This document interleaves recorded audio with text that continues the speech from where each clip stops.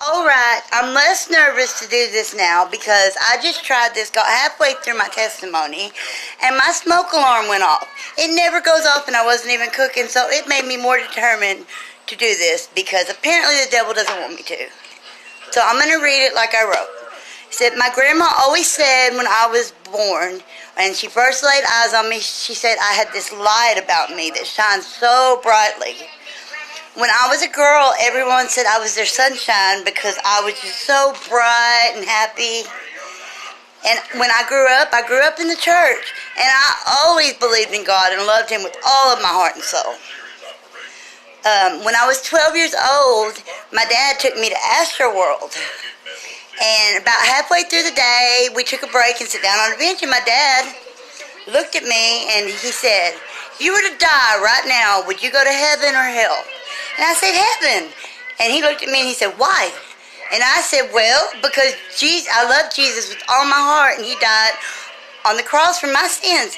And, excuse me, after that, my daddy said he never worried about my soul again. But you know what? As you grow and get older and become an adult, things happen all the time where the devil's trying to just dim your light, doing everything in his power. Well, the first time that anything happened, I was 16, just met the love of my life a couple months ago, Ben, and we were stabbed in an apartment, and I died in his arms for a full minute. I remember, and I hope it's like that when I die the next time, because it was so bright and beautiful, and I was so at peace, except for I could hear him calling my name. So I turned around, and I baffled the doctors the whole 2 days that I was in the hospital because I was 2 pints low on blood. I couldn't even stand up without fainting, but every time they checked my blood pressure, it was 120/70. And I had Sunday schools visit me and all kinds of people, and they said they could just feel the Holy Spirit when they went in the room. Let me see what I got next. Okay, after that, me and Ben got married. I mean, a little while after that, not long. And we had our first child, Destiny. And then, I'm sorry, when our second child was about 6 months old, because we had bought a house, I left that part out. Well, our house burned down to the ground. Total loss. We lost everything. All we had was the clothes on our back. And it was in the middle of the night. So they were pajamas. My baby was just in diapers. I mean, we lost everything, and that's what ended up making us have to move to Dardanelle, away from the place we went to high school. And then 2 years after that, our third child, Ben Jr., he was 6 months old, and my daughter Hope, in the month of December, she just got sick. She went from being perfectly healthy to sick, withered away to nothing. She died of a brain tumor. And that was horrible, and I didn't know how to handle it.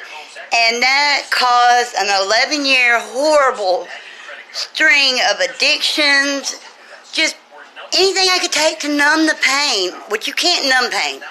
You have to grieve, deal with it, and, put everything in God's hands. But sometimes when things like that happen, you're just so angry and you don't understand why. And that was me. I didn't understand. So 11 years of just, and I don't remember a lot. All I know is that my husband and my son and daughter all said I was a great mom. I just wasn't all there. Of course, who can be when you're messed up? Well, that all come to a horrible halt in 2016 in April, when my husband didn't know what else to do for me, so he took my son and they walked out. That was it. My family, God is everything to me, and the second they walked out the door, I dumped all the drugs, prescription, illegal, everything, and flushed it down the toilet. And 3 days later, I had a 6-hour talk with God in the middle of the night and repented everything, and oh God, I felt better. And I wasn't living with my husband at the time. He was about a mile and a half away, and it was 3 o'clock in the morning. So I wanted him to know he was my best friend, my soulmate, my husband. So I went walking down the road to where he was, which was out in the country, and I got about a half a mile down the road, and I was like, oh God, if I'm supposed to go tell him, help. And I started to turn around, and this guy pulled over in a white truck, and he had a Bible in between the seat, and he said, where are you going? And I was just so happy because I just made up with God. I was repented, freshly, newly back.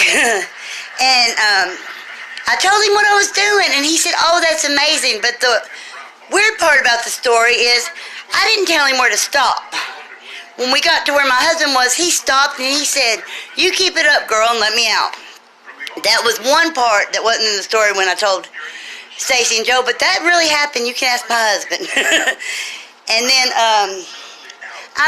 after that, I was back with God, but you know the new wears off. So I had ups and downs. Nobody's perfect. I'm not going to lie. I backslid a time or two, but not for long because, you know, that's not the life I want. But for